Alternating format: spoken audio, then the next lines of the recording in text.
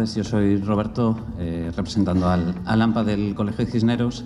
Voy a ser breve para dar paso a los ponentes, que es a lo que hemos venido aquí a escuchar y aprender. Cuando el Grupo Arrabal nos propuso estas jornadas, dijimos que sí inmediatamente, porque desde la Asociación de Familias del Cole llevamos un par de años trabajando más intensamente en el tema de los entornos escolares. Y claro, nosotros somos una asociación de madres y padres que hacemos lo que podemos en nuestros ratos libres, intentando investigar qué se hace en otros sitios, qué puede funcionar, qué no.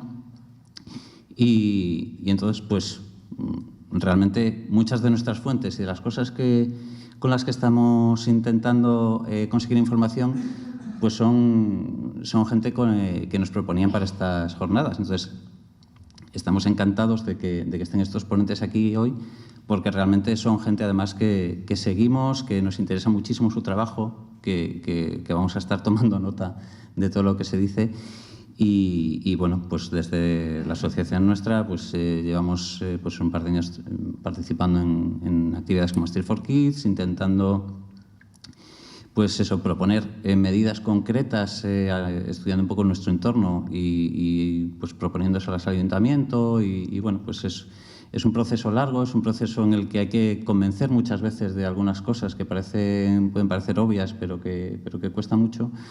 Y bueno, por eso nos interesa mucho gente como la que tenemos esta tarde aquí, ¿vale? A la que voy a ir dando paso. Voy a presentar brevemente a los tres ponentes que tenemos esta tarde y después ya comenzamos directamente con la primera ponencia. Va a comenzar David Lois García, que es profesor de Psicología en la UNED e investigador en el Centro de Investigación del Transporte Transit UPM, la UPM. ¿Vale? Realmente para nosotros es una de las personas a las que seguimos habitualmente en redes, porque conseguimos mucha información y muchas ideas. Nos gusta la gente así, nosotros también somos así. Y bueno, nos va a hablar de cómo afecta el espacio urbano a la infancia, en particular al desarrollo personal de los niños, ¿vale? Después de su charla daremos paso a Ana Montalbán Navas, que es arquitecta y tiene máster en urbanismo y es directora técnica general de la Red de Ciudades que Caminan, otra de nuestras fuentes también y de nuestras páginas y asociaciones que seguimos con mucho interés. También con muchas ideas y muchas propuestas de cosas que vemos que funcionan, que se pueden hacer para que las calles sean más amables, que es lo que nosotros buscamos, ¿vale? Hablará de cómo se está abordando la transformación de las calles para que sean más amables con la infancia, en especial en los entornos escolares. Y por último, acabaremos con la charla de Marta Wall, que es paisajista por la Universidad de Heriot-Watt en Edimburgo, y que ha trabajado en estudios de paisajismo en Londres y ahora está afincada en Santander, ¿vale? Bueno, nos hablará de cómo se diseña un espacio para la infancia, condicionantes y objetivos del diseño urbano infantil. Nosotros, una de las cosas con las que hemos estado trabajando en nuestra asociación es los patios escolares, los pequeños espacios, sobre todo en edificios como el nuestro, que son edificios antiguos con muchas limitaciones y demás. Entonces, cómo hacerlo eso más amable. Entonces, también es una de las charlas que como asociación nos parece muy interesante. Y sin más, vamos al lío y te dejo. En primer lugar, gracias por invitarme a Santander, tanto a AMPA Cisneros como a Caminos y Coacán.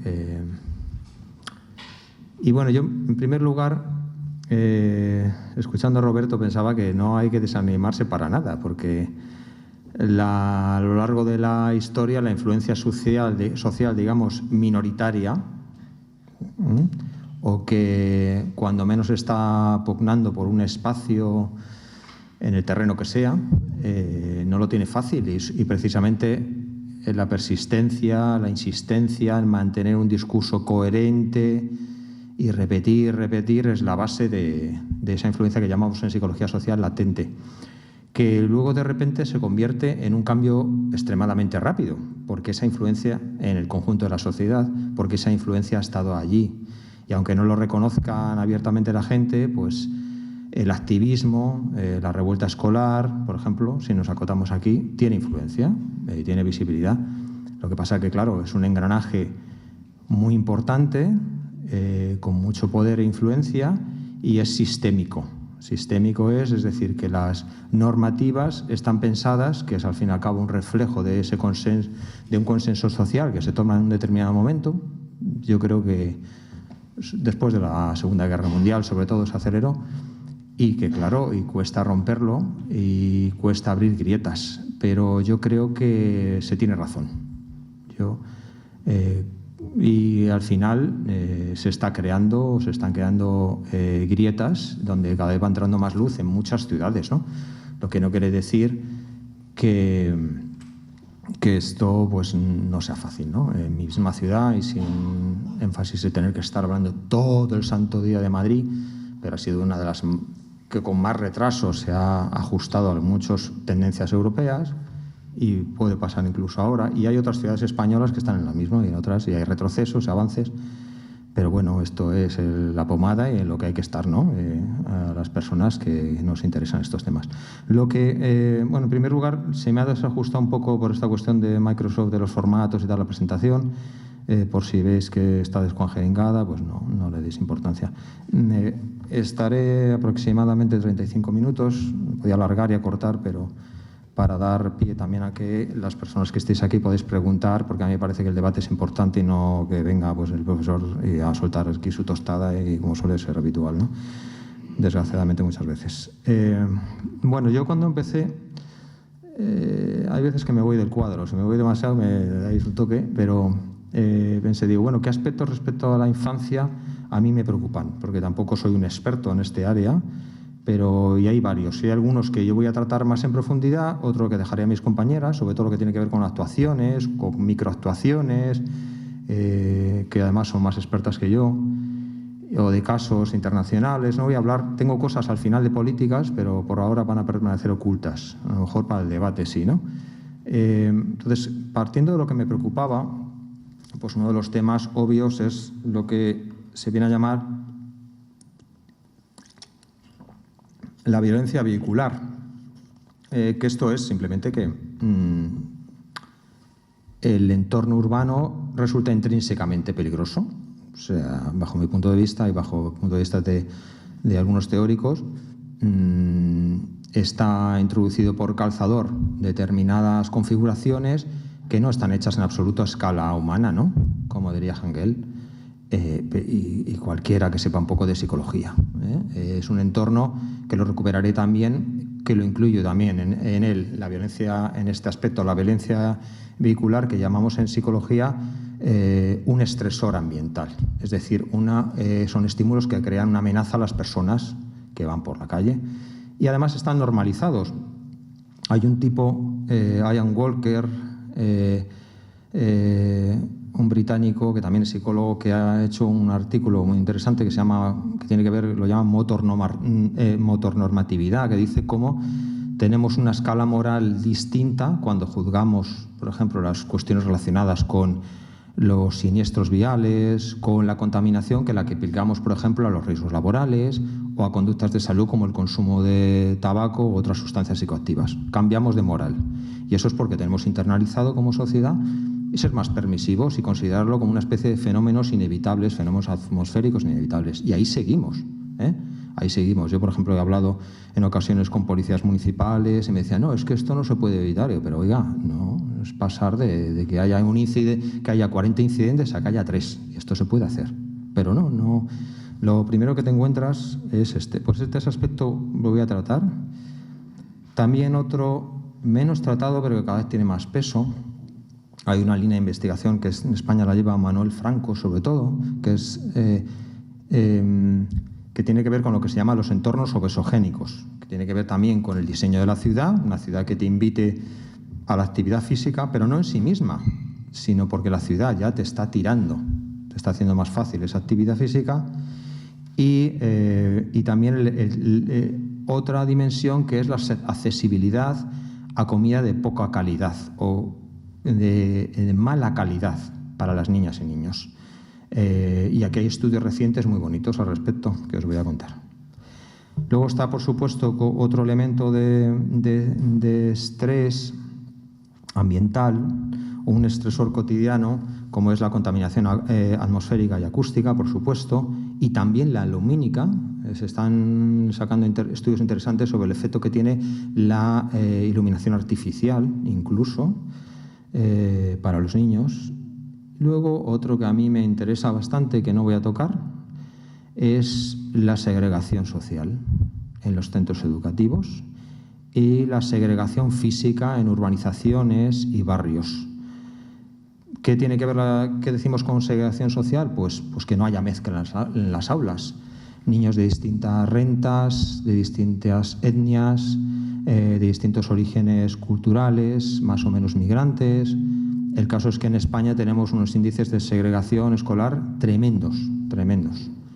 ¿Y qué es lo que ocurre? Cuando hay más mezcla, pues por ejemplo este estudio reciente dice que tener compañeros de menos estatus hace a los más pudientes, a esos niños más pudientes que están compartiendo clase, más prosociales, más generosos, más igualitarios, y lo mismo lo elevamos a la escala urbana y la escala de los barrios.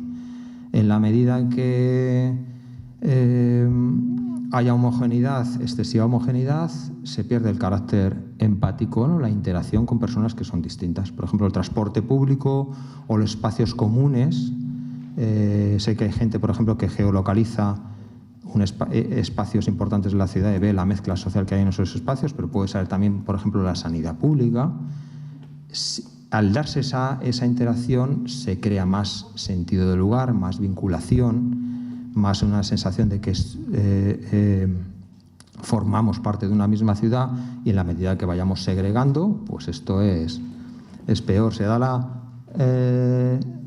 por ejemplo, recuerdo, no sé si era la gente de Nación Rotonda, que en Twitter hacen cosas interesantes, que contaba que antes del ascensor las clases menos pudientes estaban en las partes altas de los bloques, ¿no?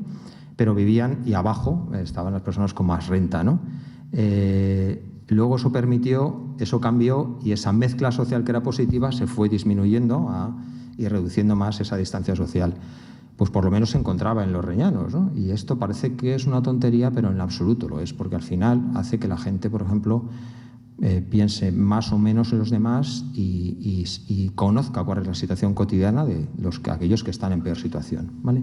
Eso incluso desde las propias aulas. Y eso tiene que ver también con lo urbano, radicalmente, ¿vale? Bueno. Muchos de los trabajos que voy a referenciar son, no sé si alguien me puede controlar el tiempo porque no sé exactamente, son metoanálisis, porque la ciencia no es simplemente un estudio, sino normalmente son estudios de estudios, o sea, que revisan, si hablo, por ejemplo, de contaminación, de algunas dimensiones de los efectos, van a ser 50 estudios que están viendo cómo afecta la contaminación a los niños de 4 y 8 años, niños y niñas de 4 y 8 años, ¿vale? Esto es un tema importante. Bueno, el primer tema que voy a tratar, no sé si venía antes, ¿no? No sé que no lo he leído, pero bueno, es la cuestión de la autonomía personal, que yo creo que es un tema central también en los debates de hoy. Y bueno, en general, los estudios muestran que las padres y madres perciben que los niños y niñas juegan menos en las calles que en el pasado, ¿no? Eso es una idea compartida. Y lo achacan al miedo al delito. Bueno, el caso de España es uno de los países con mayor incidencia de delitos de Europa, incluso creo que Santander, de las más bajas, ¿eh? Muchas veces es un miedo que se fundamenta en ideas irracionales, en interpretación de determinados, por ejemplo, incidentes desagradables o sucesos que nos vienen rápidamente a la mente, más allá de lo que ocurre habitualmente, ¿vale?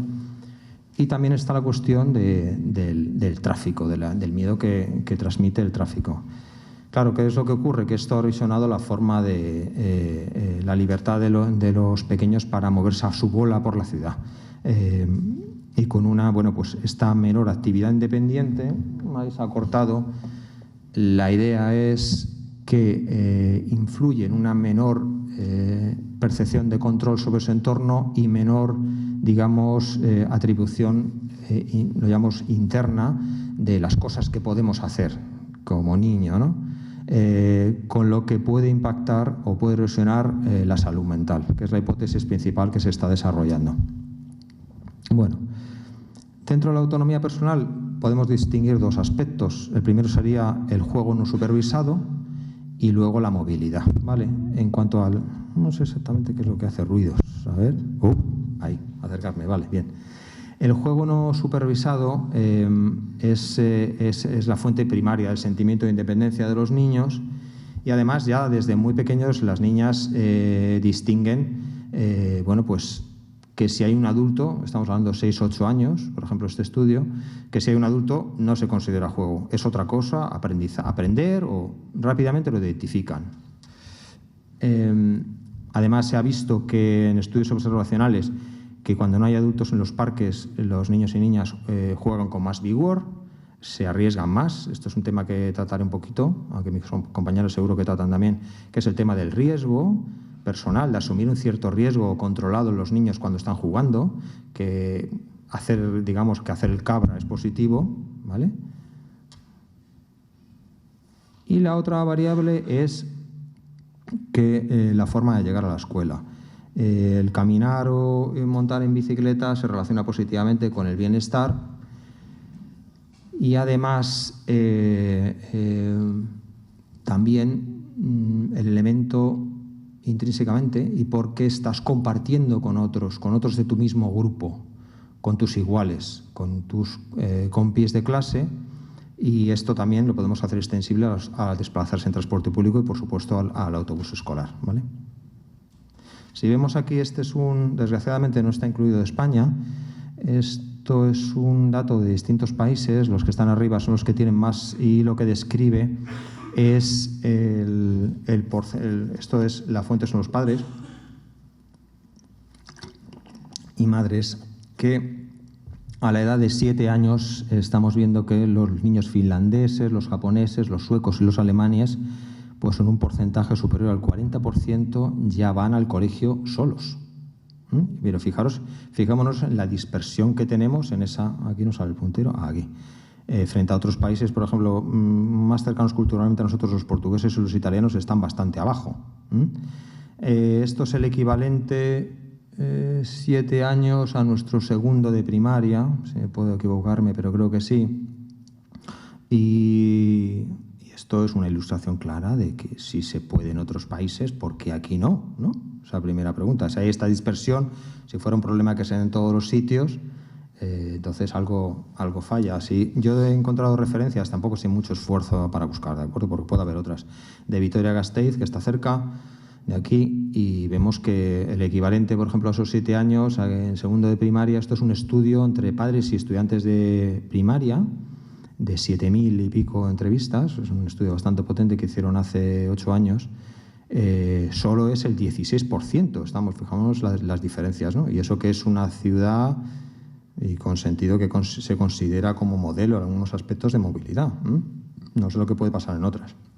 Y no recupera el nivel de otros países, por ejemplo, hasta que ya prácticamente están en las puertas de entrar en el instituto, en la ESO, ¿no? Que es torno al 4 sobre 10 y aún así tenemos un porcentaje.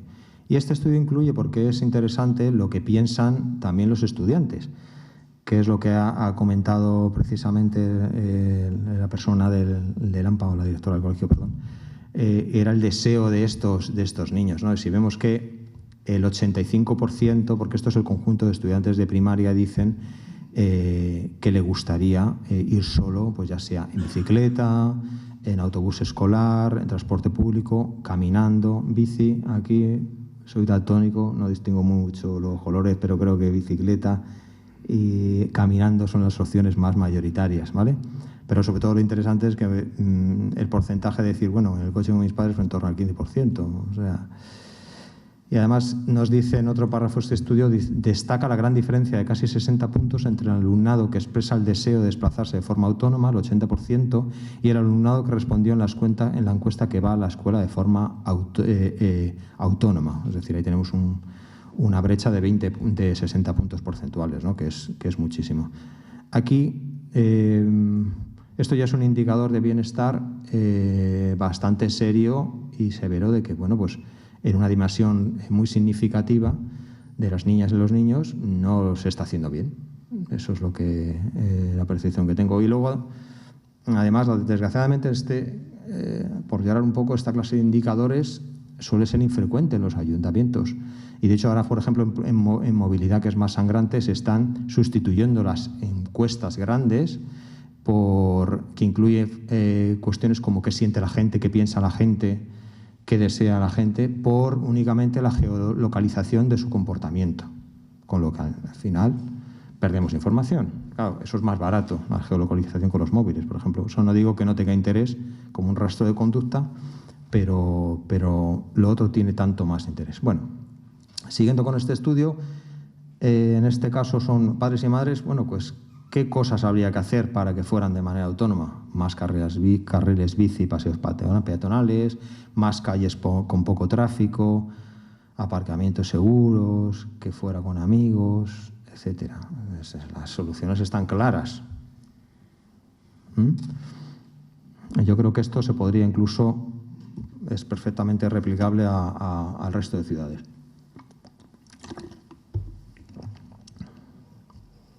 Bueno, ¿qué tiene de bueno esto de moverse de forma autónoma? Bueno, pues porque les permite explorar su entorno.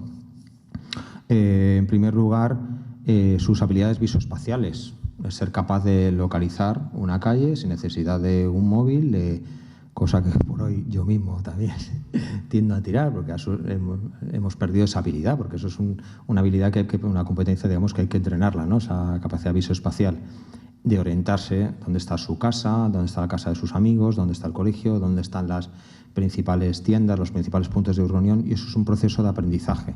En la medida que recorran el espacio en menos medida, no desarrollan ese mapa cognitivo que llamamos de su ciudad. Y luego, al lograr encontrar los sitios a los que desean ir, pues, ¿qué pasa? Que eso afecta a su confianza personal, su empoderamiento, su autoestima, que eso no viene de la nada, que el Mr. Wonderful y el creer que tú puedes, eso es lo más anticientífico, y yo soy profesor de psicología, que podemos decir, es el contexto el que da esas sensaciones y esas experiencias el que lo facilita. No viene de la nada, de creer, de pensar fuerte, digamos. Por ahí no vamos a ninguna parte. Claro, y mejora sus relaciones sociales, esos pequeños encuentros, pues son muy... Parece que lo comento a continuación. La movilidad, ¿por qué? Nos permite explorar la ciudad, acumular contactos sociales, desarrollar habilidades de afrontamiento y obtener una sensación de satisfacción y emoción positiva al lograrlo. Esto no es solo para las niñas y niños, sino para el conjunto de la población. Bueno, aquí me he comido algo yo. A ver.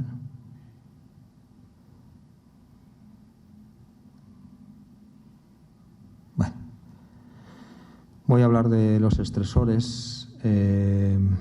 Voy a entrar ya en los estresores personales y que están relacionados con esto, con lo que dije, con esto. Me gusta mucho este dibujo, no sé dónde lo conseguí, que es, bueno, pues que el planificador se sustituyó por un automóvil. Y esto es el problema que tenemos, y lo digo sin acritud, es un hecho. Entonces pasaron cosas, esta también imagen que me gusta mucho, porque en Twitter yo hago lo mismo que la publicidad machacona, que estoy continuamente poniendo lo mismo, continuamente, y una y otra vez. Esta es una imagen que me gusta mucho, que es Nueva York. Vemos abajo, a principios del siglo XX, unos niños de distintas edades mezclados en una acera que, bueno, que es el doble de alta, el doble de grande que lo que tenemos arriba, ¿no? que es, digamos, la versión vigente de esas calles. Y este proceso se ha replicado en todas partes. Y de hecho pensaba, por ejemplo, caminando con Santander, el hecho de que se arrasara por el incendio, no soy experto, ¿vale? Pero esa cantidad de espacio y por la década que se hizo también facilitó meter grandes avenidas, porque hay veces que te encuentras paseando, como puede haber aquí por una calle que todos carriles, ¿no? Me parecía un poco incluso extraño, ¿no? Ya se diseñó un poco pensando, si hubiera habido, el incendio hubiera sido 10 años después, no hubiera habido ningún incendio, perdón, no estoy queriendo eso, sino todavía hubiera sido más marcado, ¿no? Un diseño más centrado en, yo creo que es lo que nos salva en algunas ciudades españolas, el trazado antiguo, ¿no? Digamos, anterior. ¿Qué es lo que pasa? Bueno, pues que aquí se ha descacharrado por completo, es esa excesiva entrega del espacio a, digamos, a la movilidad motorizada, lo que ha creado una alta ocupación del suelo urbano, lo que directamente se traduce en que haya menos puntos de encuentro social. Esto es una cosa que, pues yo nací en el 71 y esto ya nací con ello, ¿no? Y no concibo otra ciudad distinta, pero muchas veces me pregunto cómo hubiera sido, ¿no?, la vida de todos los que nacimos con eso ya de fábrica, ¿no?, de diferente, ¿no? Y se reducen las oportunidades de interacción social. Y también eso va en pos de una mayor desconfianza social, ¿vale? Porque tiene que haber siempre, además, ojos en la calle. Recordar siempre también de nuevo a Jane Jacobs, que es un elemento principal de la reducción del delito, incluso, ¿no? Que haya siempre alguien y no haya zonas oscuras, pues esto, claro, al final se traduce en más marginalidad, miedo a caminar, abandono de los centros urbanos, frialdad urbanística, conductas cooperativas, y además que esto impacta doble, triple bonus negativo sobre las mujeres, clarísimamente. Y, por ejemplo, en los nuevos barrios que se están haciendo en algunas ciudades o que se han diseñado aislados de grandes avenidas, donde todo es coche dependiente, eso favorece también la sensación de miedo, ¿no? Y bueno, pues como decía un profe mío, la ciudad pasa a ser un lugar de encuentro a transformarse en una ininterrumpida sucesión de lugares de cruce. O sea, simplemente un lugar de paso y además ahora trufado por la cuestión del consumo. Es un tránsito hacia el consumo, básicamente. Esto es también un trabajo clásico de Appleyard, que lo habréis visto alguna vez, que habla de cómo tiene la gente, se encuentra con otros o tiene más amigos en función, si hablamos de mayor intensidad de tráfico, a menor intensidad de tráfico. Y hizo un estudio observacional replicado otras veces, muy sencillito, y efectivamente esto es así, ¿no? Se da ese efecto. Bueno, ¿qué es lo que pasa? Que claro, esa planificación centrada en el vehículo privado, lo que ha normalizado es la coche dependencia, ¿no? Incluso para viajes cortos, por ejemplo, con los proyectos a la escuela, mientras alimenta, es un ciclo que se alimenta las preocupaciones parentales, ¿no? Lo que decíamos, la normatividad moldea las soluciones que percibimos como factibles. No vemos otro marco diferente a este, y esto es un problema.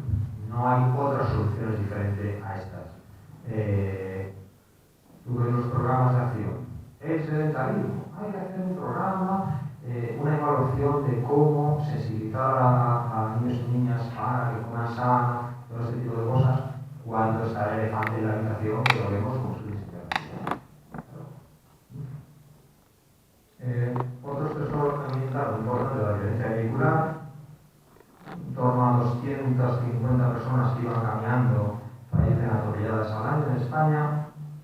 Además, si veis, esa distribución se concentra en los mayores de 65 y 75, que al final, como muchas veces atribuimos o trasladamos el riesgo a la víctima, la habilidad, claro, tenemos el repertorio físico, tenemos la carrera cacharrada, no podemos tener tenemos la capacidad de reacción disminuida, evidentemente es más fácil que nos atropellen. Y y hablamos en torno a 2.000 heridos que caminaban en áreas urbanas. El exceso de velocidad es absolutamente frecuente y por mi experiencia no lo mide ni Terry. Ya me estoy pensando la verdad. Ya hasta el día que las frutas que he comido ya las he quemado. No lo mide ni Terry. Yo cuando he paseado por el marítimo, 40, en las calles, ahí, 30, no, nadie, porque al final se convierte en una norma perversa, digamos en psicología. Normas que dices, sí, esto es así, pero no pasa nada, no, o sea, no ya las sanciones, que son relevantes. O sea, que una persona que transgrede tiene una habilidad de que puede ser pillado, sino que decir, bueno, de que eso esté presente cuanto menos. Hay mediciones de aseguradoras de coches, por ejemplo, Mafre hace, el gobierno de empresas, los estudios que hace son bastante buenos, con muestras importantes, y mide porque también les interesa reducir la siniestralidad, lógicamente, y los excesos en entornos escolares y excesos de mayores, estos hospitalarios son impresionantes. Es que muchísimo, la gran mayoría de los vehículos no respetan los límites de velocidad en esos entornos. Y luego otra cosa que tiene que ver con medir actitudes, que es lo que me gusta a mí, que no se resiste. Yo precisamente el director de estudios de la PT se lo comenté ese tema que para mí es más relevante incluso, porque es de esa experiencia emocional aversiva de cada día. Eso de que recuperamos la cantidad de pequeños incidentes que tenemos al caminar. Un coche nos entra, que nos asustan, pasa demasiado rápido. La frase de padres y madres a sus hijos: ten cuidado al cruzar, es que esto es alarmante. Entonces tiene que haber indicadores. Entonces yo conozco en Gran Bretaña, que esto se ha preguntado alguna vez, se han hecho estudios, donde hay, por ejemplo, en Londres hay una unidad de estudios bastante buena, y se realizan este tipo de indicadores, que claro, que tiene que ver con el estrés cotidiano, de las formas modestas. Luego además sabemos que los barrios que están más fastidiados, desfavorecidos en cuanto a recursos, suele haber menos medidas de calmado de tráfico y hay más atropellos, ¿no? Además suele haber más aparcamiento irregular, con lo que las aceras están más estrechadas, etc. Esto es la relación de 3 veces más la probabilidad de ser atropellado si estos son medidas digamos, en ingresos relativos más bajos, es mucho mayor que si tu familia tiene unos recursos mayores. Incluso las caídas. ¿Quién mide, por ejemplo, en España las caídas de la gente? Pues casualmente se llevan en personas mayores y mujeres. Madre mayor, que estudio de los y aquí pasa lo mismo. Este tipo de cosas no se pueden decir. Bueno, luego aquí no voy a entrar en esto. Esto es un estudio que resume muy bien cuáles son todos los indicadores que tienen que ver, al final, que son productores de mortalidad prematura, enfermedad y problemas, y vamos adelante.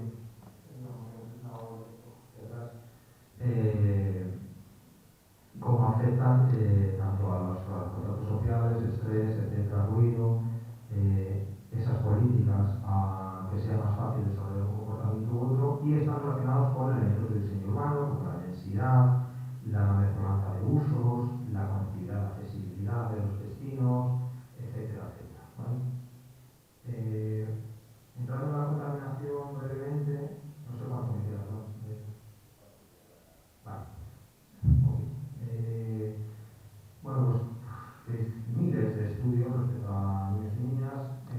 Algunos aspectos me llaman la atención, bueno, pues son más vulnerables porque a la contaminación, porque su sistema respiratorio no está desarrollado, es inmaduro, tampoco el sistema nervioso y inmunológico, también la altura.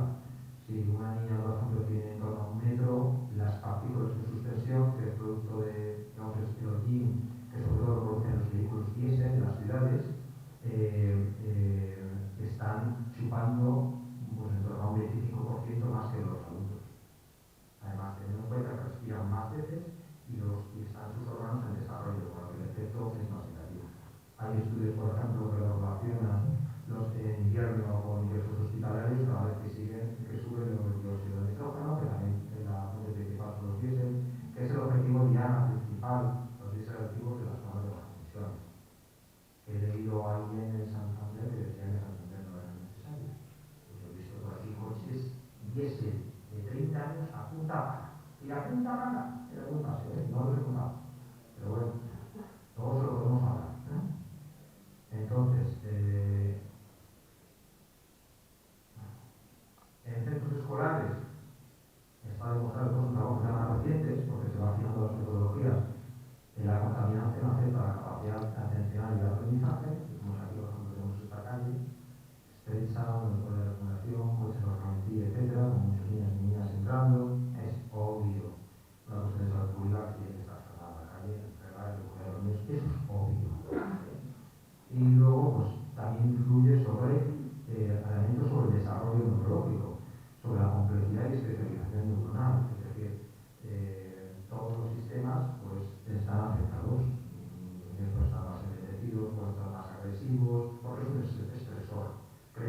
inflamación del sistema nervioso. Y luego en adolescentes también se asocia en muchos países asociado con depresión, ¿vale? Incluso, claro, bajar con delitos. ¿Por qué? Porque al bajar la inflamación causa que el autocontrol sea menor en la persona. Entonces, cuando tienes una contaminación, es más probable, porque es un campo variable, algo que mezclado con otro, pues da un resultado tercero, y esto es el caso de la contaminación.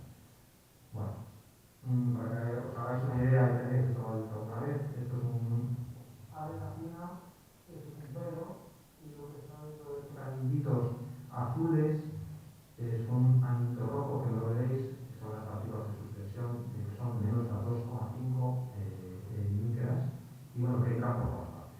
Llegan hasta el radiador, atravesan la barrera encefálica, etc.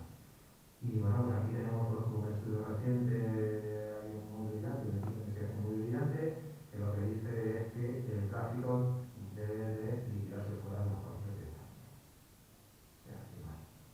Entonces, aquí no sé, tendría que haber una norma general para que no los ayuntamientos, para intervenir los ayuntamientos como si fuera de trabajo, no pueden pasar cosas fuera de trabajo. O se tiene que hacer una limitación al menos 50 metros, porque el punto de crítico muchas veces son los 50-100 metros, ¿vale? De mayor concentración. Luego está la cuestión del entorno orogénico, que es el problema que tenemos creciente sobre peso. Estamos hablando de los cuadros de paradigmas escolares y el exceso de peso. Un factor que influye en la motivación, en el diseño de la ciudad, y dónde están las líneas.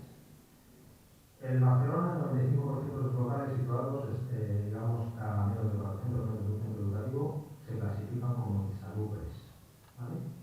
Y además, en los colegios que están más desfavorecidos, la situación es peor porque el mayor número de tiendas.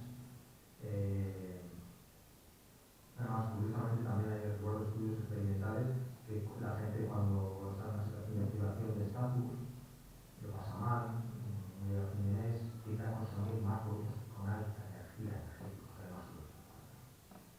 Lo que se da, por ejemplo, es una mezcla, eso se ve en Estados Unidos muy claro, de discriminación clasista hacia las personas gordas, ¿vale? Porque se las considera como doble estigmatizadas y culpables de su situación, ¿no? Y esto es un producto de sus contextos.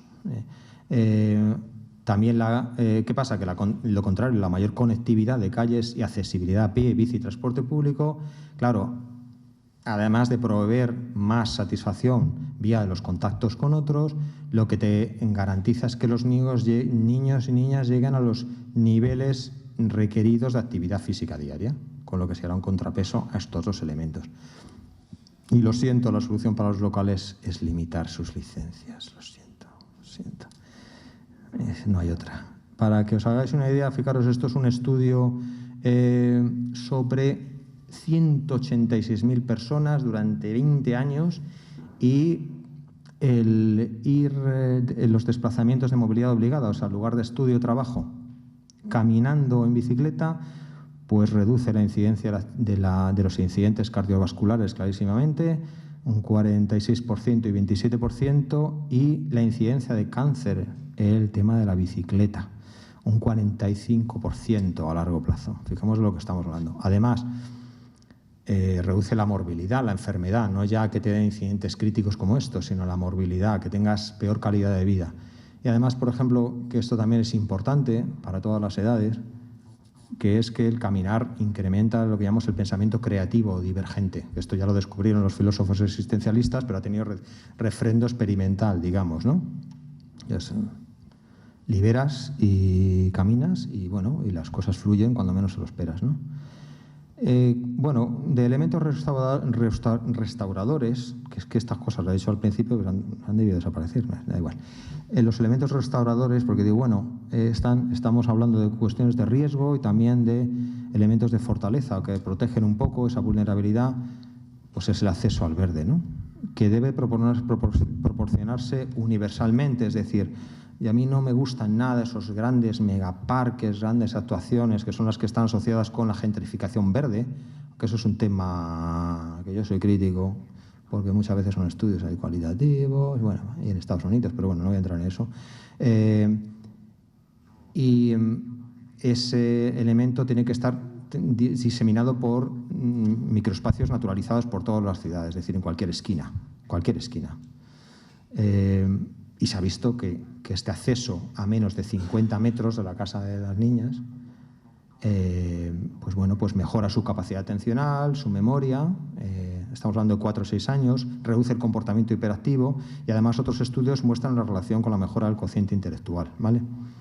Y además el juego asociado a los espacios verdes, el contacto social, tiene que tener algo de picante, de riesgo.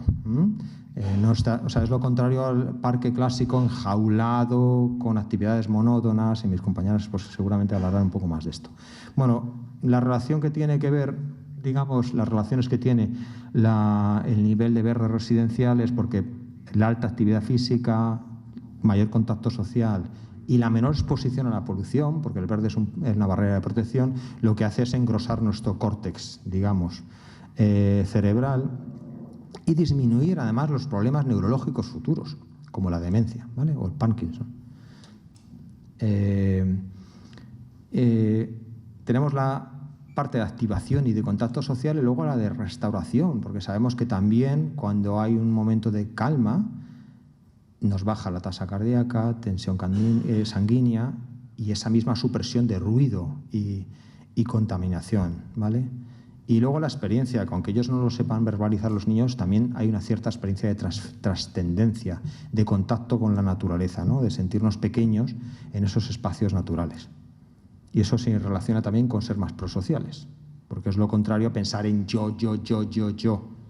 En algo mayor es unidad con otros, ¿vale? Es esta relación que se da psicológica. Y ya voy a ir acabando. Aquí voy a hablar poco, pero esto es un ejemplo de la cuestión de diseñar esos espacios verdes o parques que no ha tenido en cuenta hasta hace muy poco y sigue teniendo en muchos sitios, no tienen nada en cuenta, es la inclusividad del diseño, por ejemplo, la opinión de las niñas, porque la tipología de juegos que tienen las niñas es distinta a la de los niños. Entonces hay experiencias, creo que en Viena es donde más se han hecho experiencias, sé que han hecho experiencias en Barcelona de diseño participativo y hay un llamamiento siempre para que la necesidad de incorporar de que, oye, vosotras, ¿qué queréis en los parques? Porque les gusta más hablar en general, están en sitios, por ejemplo, los adolescentes, donde que puedan ver quién viene, puedan ser visibles, porque la amenaza. Yo recuerdo, por ejemplo, haber hecho un estudio en un intercambiador de transportes, la configuración de quien más se sentía inseguros eran mujeres y sobre todo mujeres jóvenes, porque esos indicadores objetivos reiteradamente salen en los parques, los espacios públicos, etcétera. Entonces, intervienen en el diseño para realizar esas adaptaciones y para que todo el mundo disfrute jugando. Luego, esto lo he sacado de un texto que tiene que ver con el consumo del país, que es que, dice, lo voy a leer, aprenden que la ciudad, los niños y las niñas pertenecen al adulto y al coche y que su acogida solo se da en parques específicos y que es peligrosa e inhóspita. Además, cuando los espacios públicos mejores de la ciudad están ocupados de terrazas y turistas, también perciben lo público como un espacio de consumo, algo que se potencia cuando sus principales salidas públicas son a centros comerciales. Esto tiene que ver con esa necesidad de implicarles y en lo público, en los espacios públicos. Si no, se hace desde el lucro, que no lo critico, pero todo. En mi barrio hay un Mercadona y como las chavalas y los chavales, estamos hablando de adolescentes, no tienen sus espacios, pues claro, Mercadona ha creado un espacio para que se sienten, tomen algo, al lado de toda la comida transformada y echan ahí la tarde. Hombre, eso, pues a mí no me parece bien. Bueno, ya acabo con algunos indicadores de Santander, que yo no sé si están actualizados, si hay algo más actualizado. Salvo noticia en contrario, no se ha hecho una encuesta de movilidad en Santander desde el año 2009, cosa que me ha dejado anonadado, no sé si esto es así. Y además era una encuesta que la hizo el grupo de camineros precisamente de la escuela, por lo que he visto, de 1000 entrevistas. Normalmente una encuesta de movilidad potente y con la complejidad de 5000 para arriba, o sea, un gasto significativo y sobre todo es que no ha habido una actualización. Y luego se hicieron cálculos hacia el 2013, recalcularon, pero con esa base en estimaciones realmente, no datos directos, y tenemos un modal pues que no me gusta nada. O sea, yo por lo que he visto en Santander, es decir, un 40% del conjunto de los desplazamientos en automóvil me parece una pasada. A mí me parece una pasada, ¿eh? Entonces, yo creo que aquí hay un margen de mejora. Está estabilizado el uso del autobús, que tú debe ser la compañía, ¿verdad?, municipal, y el uso de la bicicleta está en un modal parecido al de Madrid, o sea, prácticamente marginal. Y datos de 2013, porque es que no sabemos nada. 2013 al 2023. Y luego otra cosa que me ha dejado también anodado son los datos de contaminación, que es que está en el primer cuartil, es decir, el 25% de las ciudades europeas más contaminadas. Y es, me parece, la cuarta o la quinta de España más contaminada. O sea, tiene un niveles de promedio anuales de partículas en suspensión de 15,5 microgramos por metro cúbico, y de óxidos de nitrógeno lo mismo. Dos indicadores que claramente tienen relación con el tráfico rodado, clarísima. Habla de, fijaros, 120 muertes evitables al año por partículas, solo, que la gran mayoría son por el tráfico, y 50 de óxido de nitrógeno. Una ciudad como Santander, de 170.000 habitantes, me parece una pasada, porque ahora estamos hablando de muertes prematuras. Luego habrá armas, estaba yo pensando, ¿dónde armas?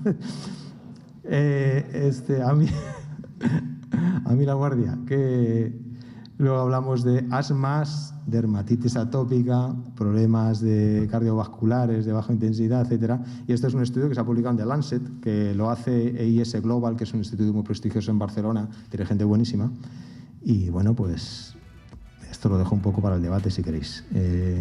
Y nada, hasta aquí he llegado. Gracias.